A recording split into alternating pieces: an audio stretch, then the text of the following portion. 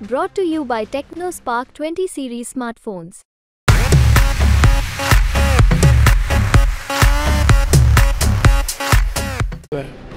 लेकिन जो रूढ़ी जी ने कल किया है ना, वो दुनिया में कोई नेता ऐसा नहीं कर सकता। ऐसा बयान नहीं देना चाहिए सर। मैंने धरती पर आज तक कुछ ही लोगों को ये अपने पुराने पार्टी में जब थे, हमको लगता है उसी ढांचे पर आज भी याद आ गया।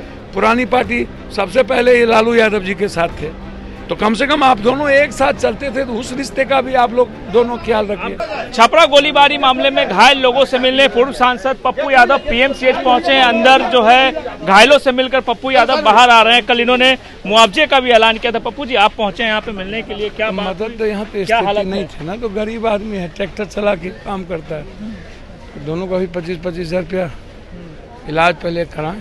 वहाँ तो जाई मदद, तो जब डेथ किया है और गरीब आदमी है तो कोई भी डेथ करता है, इतनी बड़ी घटना है, छोटी बात नहीं है। तो पहले तो मैं कहूँगा हाथ जोड़ के रूढ़ी जी को कि रूढ़ी जी, चुनाव हो गया, आपका उतावलापन सही नहीं है। कल उनका जो बयान है उस पर आप बोल रहे हैं, कितना खतरनाक बयान है, आप देखिए ना। रिवेंज में गोली चलेगी ना, सेल्फ में गोली लेंगे ना, गोली तो चलेगी ना, बैठेंगे नहीं ना। एक एमपी और एक नेता का दायित्व है, कानून फिर क्या बचेगा जब लीडर बोलेंगे। एक तो पहले ही बिहार में एग्रेशन कर दिया था ये लोग, औरंगाबाद से शुरू किया बैकवर्ड फॉरवर्ड, फिर नालंदा आए, नवादा आए, नवादा में भी आप लोगों ने यही किया, फिर मुंगेर आए, वहाँ तो अति कर दिया, एक व्यक्ति को ज़बरदस्ती निकाल करके आपने अति कर दिया।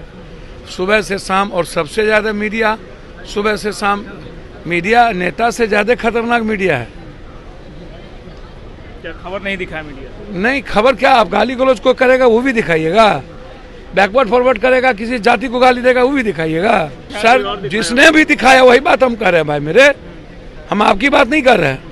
ये डेली जाकर के अपने टीआरपी के चलते हैं, भोरे से शाम गणेश परिक्रमा, और गलत आदमी का टीआरपी गणेश परिक्रमा करिएगा, इससे समाज बचेगा। आरजेडी के कार्यकर्ता घायल हुए। भैया मैं कह रहा हूँ, इसमें आरजेडी और फलना क्या होता है, हम तो परेशान हैं आप लोगों से, हमको तो कुछ समझ में नहीं आता। हम कह रहे हैं कि मुंगेर में भी वही किए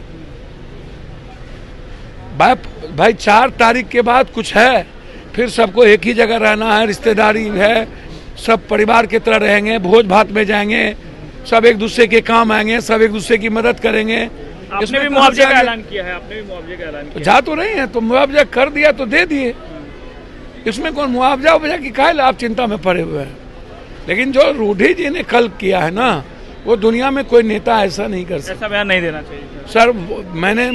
मैंने धरती पर आज तक कुछ ही लोगों को ये अपने पुराने पार्टी में जब थे, हमको लगता है उसी ढांचे पर आज भी याद आ गया। पुरानी पार्टी सबसे पहले ये लालू यादव जी के साथ थे, तो कम से कम आप दोनों एक साथ चलते थे, तो उस रिश्ते का भी आप लोग दोनों ख्याल रखिए। आप घायलों से मिले, क्या बात हुई, क्या बताया घटनाक्रम के बारे में? कोई भी बहन, कोई भी बेटी, किसी भी जात का धर्म की बेटी, यदि एक तो लॉ कहता है, हम तो नीरज बाबू को कहेंगे कि नीरज बाबू, भोला जी क्यों हैं साथ में, भोला जी साथ में क्यों हैं? तो भोला जी लिख करके दिए थे, 5 आदमी का नाम तो दिए, आप कुछ बोलते रहते हैं। अच्छा, 5 आदमी मिलके रोहिणी चली गई बूथ कैप्चर करने, 10 आदमी मिलके नहीं जा सकती है। दूसरी बात, एक बेटी के साथ जो व्यवहार हुआ वो मैं उसको सही नहीं मानता। गलत सलत दोनों तरफ से होता है, नफरत की राजनीति दोनों करते हैं, सभी लोग करते हैं, लेकिन एक बेटी के साथ मुझे लगता है, हम लोग भी तो हमारे खिलाफ तो सब आया। 5 दिन 42 MLA लेके रहे, कोई 3 दिन मुख्यमंत्री मेरे खिलाफ पूर्णिया में रहे, PM 2-2 बार आ गए, तो हमको क्या लेना देना। छपरा जा रहे हैं आप? सबकी जिम्मेदारी तो है, आता ही रहता है। छपरा भी जा रहे हैं आप? जी, छपरा जा रहे हैं अभी आप? छपरा जा रहे हैं, लेकिन मैं चाहता हूँ कि यह तनाव खत्म हो। मैं चाहता हूँ SPD ट्रायल हो, जो लोग भागे हुए हैं उनकी गिरफ्तारी हो, और मैं विनम्रता के साथ दोनों पक्ष के लोगों से कहूँगा, गलत लोगों के कारण समाज को आग में ना धोका जाए, कानून हाथ में ना लिया जाए।